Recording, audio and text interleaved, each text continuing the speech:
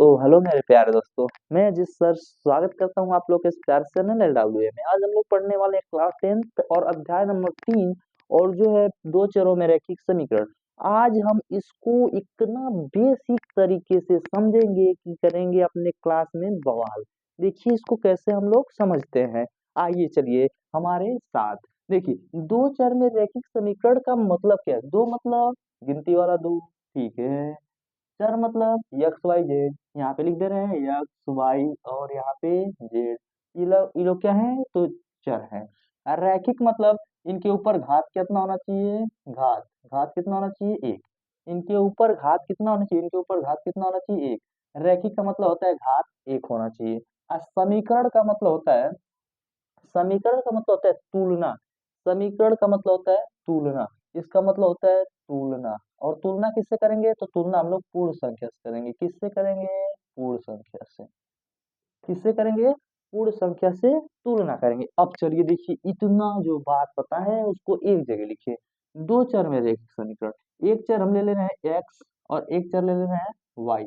और इसका किसी से पूर्ण संख्या से तुलना करा दीजिए, या तो जीरो से करा दीजिए।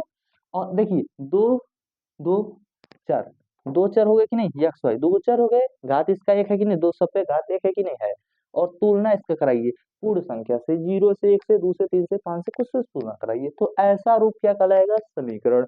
आपको इस चैप्टर में ऐसे ऐसे दो समीकरण देगा तो पहले समीकरण को आप ऐसे लिखेंगे और यहाँ पे आप कुछ भी लिख सकते हैं, ठीक है। दूसरा समीकरण आपको ऐसे लिख दिया, ऐसे, और यहाँ पे मान लीजिए कि 9 लिख दिया और ऐसे लिख दिया। तो कहेगा कि आप बताइए एक्स और वाई का मान। आप एक्स और वाई का मान बताइए। तो एक्स और वाई का मान निकालने के लिए कई मेथड है, ठीक है। अगर हमें आपसे पूछ दूं कि एक्स वाई ज्ञात करने के लिए कौन से मेथड का आप यूज करेंगे, तो आप बता सकते हैं। अब कितने मेथड होते हैं पहले बताइए, आप कितने मेथड होते हैं। तो आप कहेंगे कि हम लोग हल किए हैं प्रतिस्थापन विधि, विलोपन विधि, वज्रगुणन विधि। लेकिन वास्तव में देखा जाता है इसके दो मेथड है। दो मेथड, पहला हमारा है ग्राफी विधि, दूसरा हमारा है बीजगणितीय विधि। तो बीजगणितीय के अंतर्गत वो लोग आते हैं, तो इनको हल करने की विधियां यहाँ पे लिखेंगे। यहाँ पे लिखेंगे दो चरों, दो चरों में रैखिक समीकरण को हल करने की विधियां। समीकरण समीकरण को हल करने की विधियां। हल करने की विधियां, हल करने की कितनी विधियां हैं तो दो विधियां हैं। पहला हमारा कितना है, कौन सा है, पहला हमारा है ग्राफी विधि, ठीक है, ग्राफीय विधि।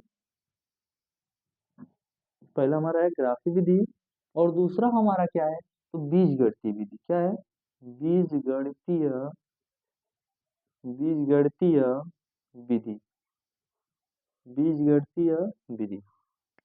अब देखिए ध्यान से, ग्राफी विधि से जो हल करना है बस ग्राफ विधि से ही हल कर देंगे। बीजगणितीय का नाम लेते ही आपके दिमाग में ये आ जाना चाहिए कि तीन मेथड होता है। बीजगणितीय विधि से तीन मेथड होता है। तीन मेथड कौन कौन से होते हैं तो तीन मेथड आप लोग देखिए कौन कौन से होते हैं। तीनों मेथड को देखिए। पहला क्या है, प्रतिस्थापन विधि। प्रतिस्थापन प्रतिस्थापन विधि। अब आगे देखिए, प्रतिस्थापन विधि हो जाएगा, इसके बाद आएगा विलोपन विधि। विलोपन विधि। अब इसके बाद आएगा वज्र गुणन विधि। वज्र गुणन विधि। इतना में आप लोग का पूरा चैप्टर समाप्त हो जाएगा। अब आप लोग इसको क्या कीजिए, इसको अपने फेयर बनाइए अच्छे से और तरीका से देखिए कि दो चरों में रैखिक समीकरण को हल करने की विधियां, जितना विधियां हैं। और हम लोग अब इसी पे चर्चा करने वाले हैं। तो ध्यान से इसको जल्दी से आप नोट कीजिए। हम इसको ग्राफी विधि से आपको बताना स्टार्ट करें। चलिए देखिए, इसके पहले ग्राफी विधि हल करने से पहले आप कुछ महत्वपूर्ण बात जानिए। कुछ महत्वपूर्ण बात क्या है, इस बात पे है क्या, वास्तव में इस बात में है क्या। तो इसमें आप लोग लिखिए एक रेखीय युग्म लिखिए। क्या लिखिए यहाँ पे, रेखीय युग्म। यहाँ पे आप लोग समझिए, अब यहाँ पे समझना है एकदम कंसंट्रेट, कापी कलम बंद कीजिए, बस यहाँ पे समझिए। रेखीय युग्म आपके पास एक ऑप्शन है। पहला समीकरण है a1 x b1y plus c1 बराबर क्या है 0। अरे यही है, देखिए 2x प्लस 3y और बराबर से 8 है, तो 8 को इधर ला देंगे तो ऐसा ही है, प्लस में 3y माइनस में 8 बराबर से कितना हो जाएगा 0। तो जो ये 2 है वो a की जगह a1 की जगह पे हो गया है, 3 जो है वो b1 की जगह पे हो गया है, c है a की जगह पे। तो सेम सेम यही सब है, ठीक है, और कुछ नहीं लिख रहे हैं कि a b c d कहाँ से इसमें आ गया, ठीक है, तो ये है, ठीक है। और इससे दूसरा वाला देखिए, दूसरा वाला यहाँ पे समीकरण लिख रहे हैं, पहले पहला समीकरण और यहाँ पे दूसरा समीकरण, a2x plus b2y plus c2 बराबर 0। दो समीकरण लिख दिए। पहले कंडीशन एक है, इसमें दो समीकरण लिख दिए। अगर इसमें हम रेखीय युग्म यहाँ पे बना दिए हैं, अगर इनमें करेंगे तुलना, यहाँ पे लिखेंगे अनुपातों में तुलना, अनुपातों में तुलना। अगर गलती से आप तुलना करके देख रहे हैं, गलती सही जैसे होके वैसे कीजिए। अब तुलना करेंगे तो यहाँ पे a1 बटा a2 अगर देखा जाए, तुलना करने का मतलब यहाँ पे a1 को ले लीजिए और यहाँ पे a2 को ले लीजिए और यहाँ ऐसे कर लीजिए a1 बटा a2। इनका जो मान दिया रहेगा ना a1 का, उसको यहाँ पे लिखिए, जो a2 का मान दिया रहेगा उसको नीचे लिखिए, और यहाँ पे जो b1 का मान दिया रहेगा b1 का, और यहाँ पे b2 का। अगर दोनों को देखा गया कि दोनों लोग आपस में बराबर नहीं, अगर दोनों लोग आपस में बराबर नहीं है तो यह होगा क्या, इनका ग्राफीय निरूपण कैसा होगा, ग्राफीय ग्राफीय निरूपण, इनका ग्राफ कैसे बनेगा, अगर ये बराबर नहीं होंगे तो इनका ग्राफ प्रतिच्छेद करेगा। ग्राफ कैसा होगा, प्रतिच्छेद करेगा, प्रतिच्छेद, प्रतिच्छेद करेगा, प्रतिच्छेद करेगा का मतलब ऐसे होगा, इनका ग्राफ ऐसे बनेगा, एक तीर ऐसे ग्राफ बनेगा तो एक तीर ऐसे जाएगी तो एक तीर ऐसे जाएगी। देखिए प्रतिच्छेद कर रहा है ना, इनका बीजगणितीय हल क्या होगा, बीजगणितीय हल, बीजगणितीय हल क्या होगा, बीजगणितीय हल इनका क्या होगा, देखिए ध्यान से। बीजगणितीय हल का मतलब क्या होता है तो समझिए, बीजगणितीय हल का मतलब इनको जब हल करेंगे तो अद्वितीय हल होगा, अद्वितीय हल। अद्वितीय हल का मतलब जब आप इनको हल करेंगे तो x का केवल एक मान आएगा, y का केवल एक मान आएगा, तो उसको बोलते हैं अद्वितीय हल। अब आप लोगों को एक कंडीशन ऐसे हो सकता है, दूसरा कंडीशन आपके पास क्या हो सकता है समझिए, a1x plus b1y plus c1 बराबर 0। अब एक और समीकरण हो सकता है a2x plus b2y plus c2 बराबर 0। आपके पास यहाँ पे हम दो समीकरण जब लिखे हैं तो इनसे इतना, अगर यह वाले कंडीशन अप्लाई हो गया तो ये ऐसे ऐसे होगा। आप ग्राफ बनाएंगे तो ग्राफ ऐसे बनेगा, कटे पीटेगा, उसका हल करेंगे तो एक हल होगा। अद्वितीय मतलब क्या होता है, एक हल, क्या होगा, एक हल होगा, केवल और केवल एक हल होगा। और ऐसे आपके पास कंडीशन आ गया, ऐसे कंडीशन आ गया, इसमें तुलना कीजिए a1 a2 बराबर b1 b2, a1 a2 का बटा a1 लिखिए बटा a2 लिखिए, b1 लिखिए बटा b2 लिखिए। अगर दोनों बराबर आ गया और तीसरा वाला बराबर नहीं आया, तीसरा वाला बराबर नहीं आया, तब प्रतिच्छेदी नहीं होंगी, तब रेखाएं प्रतिच्छेद नहीं करेंगी, तब रेखाएं क्या होंगी, समांतर होंगी, तब रेखाएं क्या होंगी, समांतर होंगे। इनका जब ग्राफ आप बनाएंगे ना, देखिए जादू सिखा रहे हैं कि ऐसे ऐसे दिया है, इनमें बस a1 a2 को लीजिए, b1 b2 को लीजिए, अगर बराबर नहीं है तो ऐसे ऐसे होगा। लीजिए अगर a1 बटा a2 अगर बराबर हो गया, a1 बटा a2 बराबर हो गया, a1 बटा a2 बराबर हो गया b1 बटा b2 के, लेकिन c1 बटा c2 के बराबर नहीं हो गया, तो रेखाएं क्या होंगी, समांतर होंगी। और जब समांतर होंगी तो रेखाएं कहीं मिलेंगी नहीं, रेखाएं ऐसे जाएंगी। और जब कभी भी कोई मिलते हैं तभी किसी चीज का हल होता है, वरना हल नहीं होता है। तो इसका कोई हल नहीं होगा, इसका क्या होगा, कोई हल नहीं होगा, नहीं होगा। इसका कोई हल नहीं होगा। ठीक है, इसका कोई हल नहीं होगा। अगर तीसरा वाले कंडीशन में आप लोग को देख लिया जाए, तीसरा वाले कंडीशन में क्या हो जाएगा, अगर ए वन बटा कर रहे हैं यहाँ पे ऐसे लिख लीजिए, a1x plus b1y plus c1 बराबर 0 लिख दिए, और a2x लिख दिए प्लस क्या लिख दिए, b2y प्लस c2 बराबर 0 लिख दिए। और ऐसे आप लोग को एक ऑप्शन दे दिया गया, ऐसे आप लोग को कंडीशन, ऐसे समीकरण आपको क्या किया रहेगा, दिया रहेगा। तो ऐसे समीकरण अगर दिया रहेगा तो यहाँ पे देखिए a1 बटा a2 को निकालिए, यहाँ पे a2 को निकालिए, b1 बटा b2 को निकालिए, c1 बटा c2 को निकालिए। अगर देखिए आप ऐसे तुलना करेंगे तो आपके पास ये तीनों कंडीशन बन सकता है। तो शुरुआत में बराबर हो सकता है, या शुरुआत में या तो बराबर नहीं हो सकता है, या तो पहले बराबर होगा तो बाद वाला बराबर नहीं होगा, या तो तीनों बराबर हो सकते हैं। ये ना हो सकता है, तीनों को आपके पास ऑप्शन है। ठीक है, अगर ऐसा होगा तब रेखाएं क्या होंगी, संपाती होंगी। क्या होंगी, संपाती होंगी, संपाती होंगी।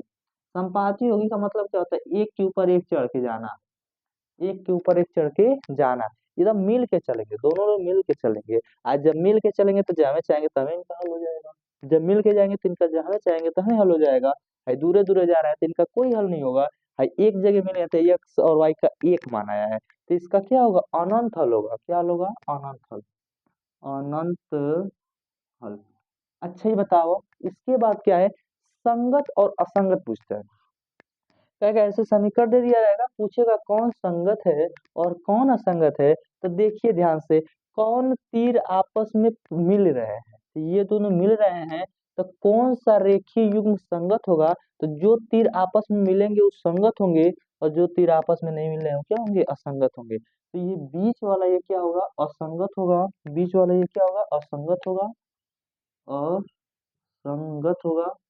और बाकी लोग ये क्या होंगे, संगत होंगे, ये होंगे संगत, और ये भी क्या होंगे, संगत। और हमको नहीं लग रहा है कि इससे रिलेटेड आपसे क्वेश्चन भाग जाएगा, इससे रिलेटेड आपसे क्वेश्चन भाग जाएगा, ऐसा हो ही नहीं सकता। अब हम लोग करेंगे ग्राफ विधि से सॉल्यूशन। अब देखिए महत्वपूर्ण बात हमारी खत्म होगी, इसको नोट कीजिए जल्दी से। देखिए अब हम लोग करेंगे प्रश्नावली को सॉल्व, और प्रश्नावली को हम लोग ग्राफ विधि से सॉल्व करेंगे। तो हम लोग अपने टॉपिक पे आते हैं, इधर उधर की बातें नहीं करेंगे। आप लोग देखिए, तो एक इसमें पहला क्वेश्चन है, एक अच्छा है, कक्षा 10 में, आप लोग 10 में ही हैं, अभी 10 में नए नए आए हैं। तो एक कक्षा है, कक्षा 10 है, तो कक्षा 10 के 10 विद्यार्थी, उस कक्षा में इस समय विद्यार्थी स्कूल नहीं जा रहे थे, केवल और केवल वहां पे 10 थे। ठीक है, 10 विद्यार्थी स्कूल गए, और जब 10 विद्यार्थी ने एक गणित की पहेली प्रतियोगिता, गणित में आपसे हम पूछेंगे कि दो दो कितना होता है, आप बताएंगे 4, हम बोलेंगे 5 साते कितना होता है, तो ऐसे आप बताएंगे 35, 5 साते 35 ही होता है। ऐसे ही आप पूछेंगे, आप बताएंगे। तो ये सब क्या है, पहली प्रतियोगिता है, वो भी किसमें, गणित में। तो गणित की पहली प्रतियोगिता में भाग लिया, 10 कक्षा 10 के 10 लड़कों और लड़कियों मिलके, 10 लड़के लड़कियां मिलके पहली प्रतियोगिता में भाग लिया। लिया, यदि लड़कियों की जो संख्या है लड़कों की संख्या से 4 क्या है, अधिक है। देखिए लड़की इस क्लास में ज्यादा है लड़कों की अपेक्षा, इस क्लास में लड़कियां 4 ज्यादा हैं लड़कों की अपेक्षा। तो लड़की 4 ज्यादा है, ध्यान दीजिएगा। तो पहली प्रतियोगिता में लड़कियों और लड़कों की संख्या ज्ञात कीजिए, वो भी ग्राफ विधि से। तो एक कक्षा में माना लड़कियों की संख्या है, आप लिखेंगे हल, हल, उसके बाद लिखेंगे माना, माना लड़कियों की संख्या, लड़कियों की संख्या, माना लड़कियों की संख्या यक्स, तथा लड़कों की संख्या, लड़कों की संख्या, तथा लड़कों की संख्या कितना हो जाएगा, वाई हो जाएगा। ठीक है, माना लड़कियों की संख्या एक्स और लड़कों की संख्या वाई हो जाएगा। तो कक्षा 10 में कितने विद्यार्थी हैं, टोटल 10, यानी पहले ही कह दिया है कि 10 लोग हैं। ये दोनों लड़के और लड़की मिलके कितने लोग हैं, 10। तो पहला कंडीशन तो आप यहीं से पूरा कर सकते हैं। कंडीशन नंबर फर्स्ट, आप लोग यहीं से पूरा कर सकते हैं कि लड़के और लड़कियों की जो संख्या है वो 10 है। ठीक है, 10 विद्यार्थियों में, तो लड़के और लड़की मिलके कुल कितने हो जा रहे हैं? 10। यानी x प्लस वाई का मान कितना है? 10। ये समीकरण क्या हो जाएगा? 1 हो जाएगा। अब इसमें कंडीशन नंबर सेकेंड क्या बात हो रही है? तो कंडीशन नंबर सेकेंड बात हो रही है, कंडीशन नंबर सेकेंड क्या बात हो रही है? तो ध्यान से देखिए, कंडीशन नंबर सेकेंड जो बात हो रही है इसमें बोल रहा है कि यदि लड़कियों की संख्या लड़कों की संख्या से 4 क्या है? अधिक है। लड़कियों की संख्या जो है लड़कों की संख्या से 4 अधिक है। तो जो लड़कियों की संख्या यक्स है ना, जो यक्स है और यहाँ पे वाई है, देखिए ध्यान से, यहाँ यक्स है लड़कियों की संख्या, ये है लड़कों की संख्या। तो लड़कियां 4 को अधिक है लड़कों से, तो अगर इन दोनों को बराबर करना रहेगा तो लड़कियां 4 को अधिक थी, तो इसमें 4 को जोड़ देंगे तब दोनों बराबर हो जाएंगे कि नहीं हो जाएंगे? लड़की पहले एक्स थी, लड़का वाई था। अगर इनको बराबर का चिन्ह लगाना है तो लड़कों में 4 लोगों को और लाकर जोड़ना पड़ेगा ना, तो 4 जोड़ देंगे तो अब दोनों आपस में बराबर हो जाएंगे। तो ध्यान से देखिए, अब इसको सही से लिखा जाएगा तो एक्स माइनस वाई हो जाएगा, ये इधर आएगा तो एक्स माइनस वाई हो जाएगा। क्योंकि जब इधर से इधर आएगा, ये बॉर्डर है, इसमें इधर आते ही इसको कुछ ना कुछ करना पड़ेगा, तो ये माइनस में चला जाएगा, माइनस हो जाएगा, बराबर से क्या हो जाएगा? 4। ये समीकरण नंबर हमारा क्या हो जाएगा? 2। ये 1 हो गया, ये क्या हो गया? 2। अब इसको हम लोगों को करना है ग्राफ विधि से solve.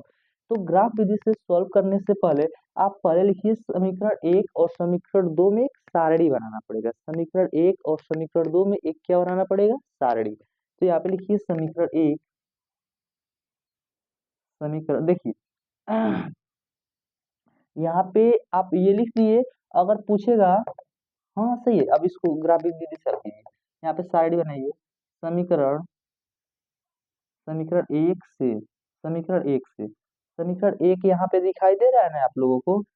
x plus y is equal to 10। ठीक है, अब यहाँ पे देखिए, यहाँ पे आप सारणी बनाइए, यहाँ पे आप सारणी बनाइए। सारणी बनाने से पहले आप लोग ना एक लोगों को इधर कर दीजिए, इन दोनों में से किसी एक को इधर कर दीजिए। किसी एक को जब इधर करेंगे तो यहाँ पे x बचेगा और यहाँ 10 माइनस क्या बचेगा? y बचेगा। अब यहाँ पे सारणी आप लोग क्या कीजिए? बनाइए, दिखाई दे रहा होगा। ठीक है, अब दिखाई जब दे रहा है तो यहाँ पे क्या कीजिए? ऐसे ऐसे 3 लाइन खींच लीजिए, 3 लाइन, इसमें बॉक्स कुल मिला जुला के 4 बन गया। एक जगह x लिख लीजिए और एक जगह y लिख लीजिए। तो ये y का मान आप रखिए, y का मान रखेंगे ना, x का मान अपने आप आ जाएगा। देखिए ध्यान से, x बराबर से 10 माइनस वाई है ना, अगर y के मान पहले 1 रखेंगे तो 10 में से 1 जाएगा तो 9 हो जाएगा x का मान। 2 रखेंगे तो 10 में से 2 जाएगा तो इसका मान क्या हो जाएगा? 8 ना बचेगा। तो वही चीज है, 1 रखेंगे तो यहाँ कितना आएगा? 9 आएगा। 1 रखिए तो यहाँ पे 10 में से 1 जाएगा, 9 हो जाएगा। अगर 2 रखेंगे तो 10 में से 2 जाएगा, कितना हो जाएगा? 8 हो जाएगा। अगर यहाँ पे आप क्या किए, आप यहाँ पे 3 रखे, y का मान क्या रखिए? 3 रखिए। अगर 3 रख दिए तो यहाँ पे 10 में से 3 जाएगा, यहाँ पे कितना हो जाएगा? 7 हो जाएगा। ये आपका बन गया सारणी 1। अब हम लोग समीकरण 2 से बात करेंगे। अब यहाँ पे बात करेंगे समीकरण 2 से, समीकरण 2 से। समीकरण 2 हमारा क्या है? समीकरण 2 है यहाँ पे, 2 को ना ले लीजिए, इसी वाले से काम चला लीजिए, इसी वाले से, x बराबर से y प्लस 4। ठीक है, y प्लस 4, इससे भी आप लोग का काम चल जाएगा, कोई दिक्कत नहीं है। ठीक है, अब यहाँ पे ऐसे कर लीजिए, बॉक्स बना लीजिए 3 गो, कम से कम 2 गो, अधिक से अधिक कोई बांडे नहीं है। ठीक है, कोई बांडे नहीं है। यहाँ पे x हो जाएगा, यहाँ पे क्या हो जाएगा? y। अब यहाँ पे y का मान रखिए, y का मान 1 रखेंगे तो x 1 रखेंगे, जो y की जगह 1 रखेंगे, आप ही बताइए, 1 रखेंगे तो 4 कितना हो जाएगा? 5। y की जगह 2 रखेंगे तो ये कितना हो जाएगा? 6। y की जगह 3 रखेंगे तो ये कुल कितना हो जाएगा? 7। तो 1 और 2 दोनों सारणी आप बना लिए।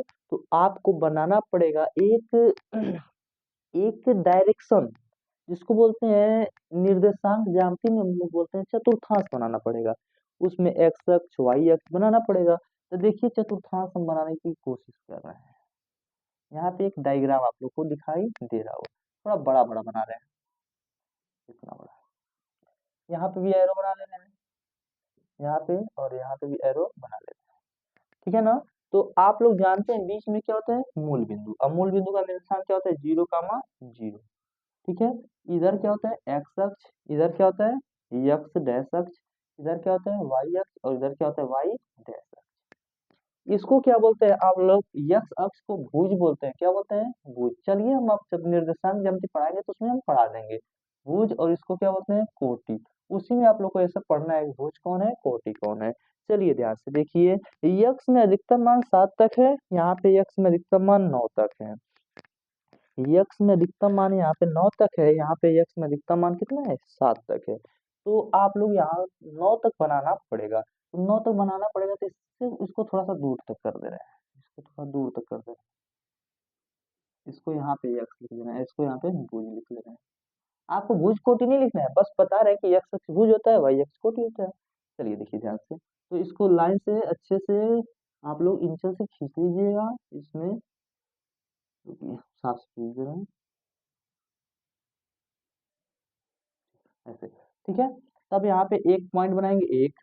यहाँ पे एक लिखेंगे, फिर दो लिखेंगे, फिर तीन लिखेंगे, फिर चार लिखेंगे, फिर पांच लिखेंगे, पांच लिखेंगे, फिर छह लिखेंगे, फिर सात लिखेंगे, फिर आठ लिखेंगे।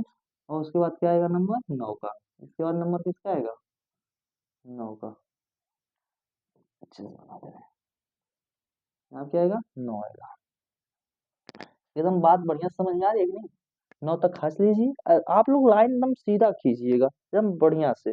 हमारे पास इंसर नहीं है, जिसके कारण भी तो तभी भी सही है, ज्यादा खराब नहीं है। और वाई एक्स में यक्स पॉजिटिव था, यक्स इधर भी था, हम इधर ही क्यों बढ़ाए, क्योंकि यक्स इधर वाला क्या होता है, यक्स पॉजिटिव होता है। और ये क्या होता है, माइनस होता है। इधर वाला भी पॉजिटिव और इधर वाला भी नेगेटिव होता है। ऐसे होता है। तो ध्यान से देखिए, वाई एक्स में 3 तक जाना है, वाई एक्स में 3 तक जाना है। तो वाई एक्स में बस 3 तक, यहाँ पे 1, यहाँ पे 2 और यहाँ पे 3। ठीक है ना, 3 तक जाना है। अब 3 तक यहाँ पे हम चले गए। नाम रख लीजिए, 1, 2, 3। गिनती को लिख लीजिए अपने। तो 1, 2, 3 हो गया। एक आध और बढ़ा दीजिए, मन कर रहा है तो 4 हो जाएगा। 1, 2, 3, 4, 5, 6, 7, 8 और यहाँ क्या हो जाएगा, 9। अब देखिए ध्यान से, यक्स में आप पहले वाले से चलिए, समीकरण 1 को पहले सॉल्व कीजिए, एक वाले समीकरण को सॉल्व कीजिए। 9 और 1, यक्स पे 9 और वाई पे 1। तो यक्स पे 9 और वाई पे 1 भुज को नीचे लिखिए। यक्स पे 9 और वाई पे 1, यक्स पे 9 वाई पे 1, वाई वाला 1। ऐसे ऐसे आप लोग क्या कर लीजिए, ऐसे ऐसे यहाँ तक लेकर चले जाइए। यक्स पे 9 वाई पे 1, यही ना बन रहा है कि यक्स पे 9 तक गए, इधर 9 तक गए हैं। इस वाले डायरेक्शन में एक्स अक्ष में 9 कदम चले हैं और वाई अक्ष में 1 कदम चले हैं, तो वो पॉइंट यही मिलेगा। ठीक है, ध्यान से। अब अगला पॉइंट है, यक्स पे 8 वाई पे 2, यक्स पे 8 वाई पे 2। यक्स पे 8 है और वाई पे ऊपर कितना तक जाना है, 2 तक जाना है। यहाँ तक 2 तक जाना है। ठीक है, ऐसे आप लोग इंचा से ऐसे कर लीजिएगा, dash dash dash dotted line. ठीक है, ऐसे आप लोग कर दीजिएगा। ऐसे हो गया। इसके बाद यक्स पे 7 वाई पे 3, यक्स पे 7 है और वाई पे कितना है, 3 है। यहाँ पे ऐसे कर लीजिए, यहाँ पे ऐसे कर लीजिए, ऐसे ऐसे। ठीक है। अब इन दोनों लाइन को आप, इन तीनों लाइन को, इन तीनों बिंदुओं को आपस में क्या कर लीजिए, आप मिला लीजिए। इन तीनों बिंदुओं को आपस में क्या कर दीजिए, मिला दीजिए। और इस समीकरण, इस जो लाइन बनी है, यहाँ पे जो लाइन बनी है, वो किस समीकरण का बनी है, तो एक समीकरण का। तो एक समीकरण को यहाँ लिख लीजिए, x प्लस वाई बराबर से 10। पहला समीकरण को हम अच्छे से बेहतरीन तरीके से लिख दिए। और एक समीकरण का क्या है, एक समीकरण का सीधा ग्राफ है, एक समीकरण रहेगा तो उसके लिए ग्राफ है। अब इस वाले समीकरण का ग्राफ बनाइए, तो इस वाले समीकरण में देखा क्या जा रहा है कि x पे 7 तक जाना है। अच्छा, पहले x पे 5 तक जाइए, x पे 5 तक जाइए और y पे 1 तक जाइए। x पे 5 तक और y पे 1 तक, यही तो पॉइंट मिल रहा है, यही ना पॉइंट मिल रहा है। x पे 6 y पे 2, तो x पे 6 और y पे 2, यह पॉइंट मिल रहा है। ठीक है। x पे 7 y पे 3, तो x पे 7 और y पे 3, यह पॉइंट मिल रहा है। अब इन दोनों क्या कर दिया, मिला दीजिए। और इस वाले का नाम रख लीजिए, इस वाले रेखा का नाम क्या है, यह किस समीकरण से बनी है रेखा, तो ये बनी है x माइनस वाई बराबर 4 से। ठीक है ना। अब दोनों आपस में कहाँ टच किए हैं, तो जहां पे टच करते हैं वहीं पे x और y का मान होता है। तो x का मान क्या है, इस वाले बिंदु पे x अक्ष पे 7 है और y अक्ष पे कितना है, 3 है। समीकरण को थोड़ा ऊपर, x प्लस वाई बराबर से 10। एक्स अक्ष पे कितना है 7 है, एक्स अक्ष पे 7 और वाई पे कितना है 3 है, ऐसे है। तो इस बिंदु का निर्देशांक क्या होगा, एक्स पे 7 और वाई पे 3। तो एक्स का मान क्या दे दिया 7 और वाई का मान कितना दे दिया 3। तो एक्स किसको माने थे आप बताइए, यक्स आप किसको माने थे, तो यक्स लड़कियों की संख्या को माने थे। तो लड़कियों की, अतः लड़कियों की संख्या कितना आ गया, अतः लड़कियों की संख्या कितना आ गया 7। और लड़कों की संख्या कितना आ गया, लड़कों की संख्या कितना आ गया, लड़कों की संख्या आ जाएगा आप लोग 3। लड़कों की संख्या कितना आ जाएगा 3।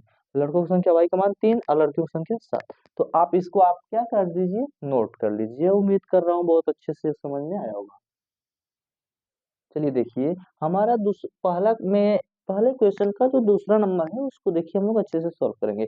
अब देखिए आप लोग को अगर क्वेश्चन अच्छे से समझ में आया होगा, इससे जस्ट पहले वाला पहला नंबर अच्छे से समझ में आया होगा, तो दूसरा वाले में आप लोग बवाल करने वाले हैं।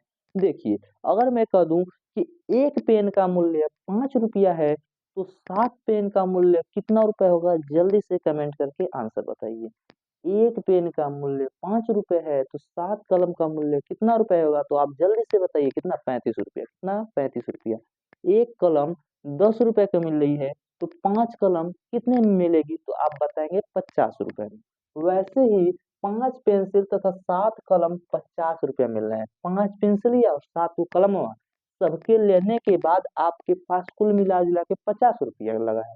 ठीक है, तो आपको ज्ञात करना पड़ेगा कि एगो पेंसिलिया कितना रुपए का मिला होगा और एगो कलमुआ कितना रुपए का मिला होगा।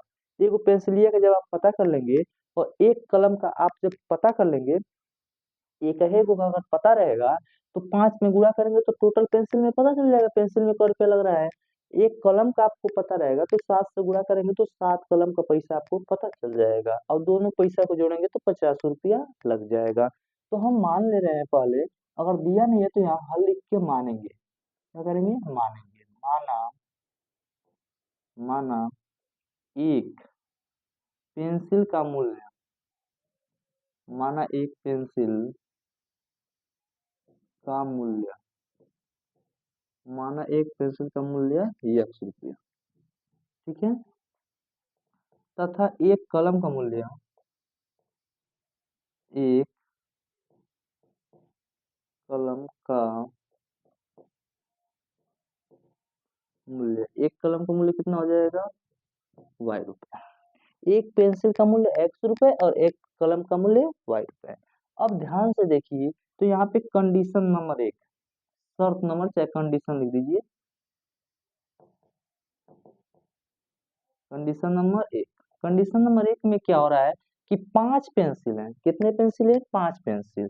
तो एगो पेंसिल आपको X रुपए में मिल रही है, तो 5 गो पेंसिल कितने में मिलेगी, 5 X में मिलेगी। कितने में मिलेगी, 5X में। एगो कलम आपको Y रुपए में मिल रही है, तो 7 गो कलम कितने में मिलेगी, 7Y। और दोनों में भाई 5 गो पेंसिल का पैसा लग गया, एगो का X, तो 5 गो का 5 में X का गुणा किए हैं, तो 5X हो गया। ई पैसा को ली और हाई 7 गो कलमिया का पैसा को ली, दोनों मिला के 50 रुपये लग रहा है। कितना रुपये लग रहा है, 50 रुपये। एक पेंसिल का X रुपया लगेगा, तो 5 पेंसिल का 5X रुपया लगेगा, तो 5X रुपया हो गया। एक कलम का Y रुपया लगेगा, तो 7 कलम का 7Y रुपया लग जाएगा, और टोटल पैसा कितना हो जाएगा, 50 रुपया हो जाएगा। ये समीकरण क्या बना लीजिए, एक। और यहाँ पे कंडीशन नंबर सेकेंड को सॉल्व कीजिए। यहाँ पे कंडीशन नंबर सेकेंड क्या है, तो कंडीशन नंबर सेकेंड में आप लोग को बताना है कि 7 पेंसिल, एक पेंसिल का एक पेंसिल का X रुपए, तो 7 गो पेंसिल है तो कितना हो जाएगा, 7। एक कलम का 5 रुपए, एक कलम का पाँच एक कलम का X, एक कलम का Y रुपए, तो 5 कलम का कितना हो जाएगा, 5Y हो जाएगा। एक कलम का Y, तो 5 कलम का कितना हो जाएगा, 5Y। और टोटल अब पैसा कितना लग रहा है, 46 रुपया लग रहा है। ये समीकरण क्या बना लीजिए, दो। भाई 7 गो पेंसिल का मूल्य है, 5 गो कलम का मूल्य है, टोटल पैसा देखा जाए तो ये, क्योंकि मूल्य निकालते हैं तो एक वो कितना रुपये मिल रहा है उसमें उसकी संख्या से गुणा करते हैं। भाई ये मार्कर है, अच्छे समझिए। एगो मार्कर अगर 25 रुपये मिल रहा है, तो 5 को मार कर लेंगे, तो 25 में 5 से गुणा किए हैं ना, तो ये वो का मान लिए हैं और जो का निकालना रह रहा तो वह गुणा कर ले रहे हैं, इसमें भी गुणा कर ले रहे हैं और दोनों पैसा जोड़ दे रहे हैं तो फाइनल पैसा आ जा रहा है। दोनों समीकरणों को बनाना हमारा काम था और आपका काम है x का मान निकालने के लिए और y का मान निकालने के लिए। यह है आप लोगों को HW। HW आप लोगों का ये क्या है? काम है। यक्स मतलब पेंसिल, यक्स मतलब पेंसिल, पेंसिल की संख्या आपको निकालना है। वाई का मतलब कलम, कलम की संख्या आपको निकालना है। तो आप लोग क्या करेंगे, इसको निकाल के आंसर कमेंट करके जरूर बताइएगा। ठीक है, तो ठीक है दोस्तों, यहाँ तक हमारे साथ बने रहने के लिए दिल से धन्यवाद।